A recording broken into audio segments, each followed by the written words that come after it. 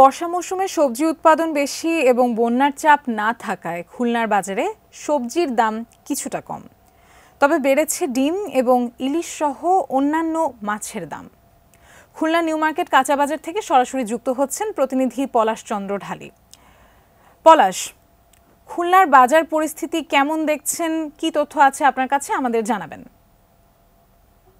আপনার মাধ্যমে আমি প্রথমে দেশের পূর্বাঞ্চলে যারা বন্যা দুর্গত তাদের প্রতি সহমর্মিতা প্রকাশ করছি। আপনি যেমনটি জানতে চাচ্ছিলেন যে খুলনার বাজার পরিস্থিতি এখন মোটামুটি যদি বলা যায় সবজির বাজারটা কম, কারণ আপনি জানেন যে এখন সবজির মৌসুম চলছে। সেক্ষেত্রে সবজি কিন্তু যদি বলি গড়ে ঝিঙা, কুশি, পটল এগুলো 60 টাকা থেকে 40 টাকার মধ্যে রয়েছে। লাউ প্রতি পিস 40 টাকার থেকে 50 টাকা দাম।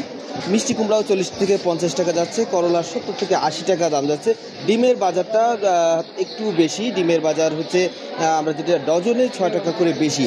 তবে সেক্ষেত্রে সরবরাহ কমের কথাই কিন্তু ব্যাপারীরা আমাদেরকে জানিয়েছেন।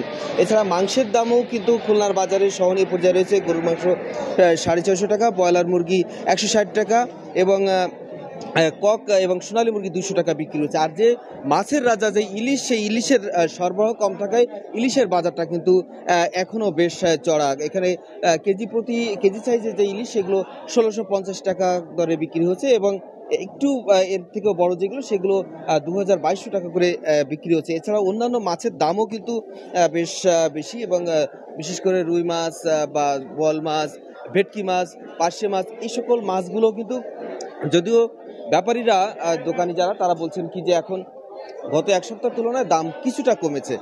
তবে এই মূল যে বিষয়টি সেটি হচ্ছে বাজারে কিন্তু কাস্টমার কম, ক্রেতা কিন্তু কম রয়েছে খুলনার বাজারে। দাম এই মুহূর্তে, যেহেতু আপনি জানেন যে দেশের পূর্বাঞ্চলে যে বন্যা চলছে, সে তুলনায় কিন্তু খুলনার মানুষ কিন্তু এখনো পর্যন্ত বলা যায় দ্রব্যমূল্যের দিক থেকে বেশ সহনীয় পর্যায়ে রয়েছে। খুলনার মানুষ কিন্তু এখন অনেকটা ভালো রয়েছে। যে খুলনার পাইকগাছা উপজেলার একটি পোল্ডার, অর্থাৎ সেখানে প্রায় 16টি গ্রাম, সেখানে কিন্তু বেড়িবাঁধ ভেঙে যে সেখানে কিন্তু বেশ 16টি গ্রাম প্লাবিত হয়েছে। সেখানকার মানুষ কিন্তু বেশ কষ্ট আছে।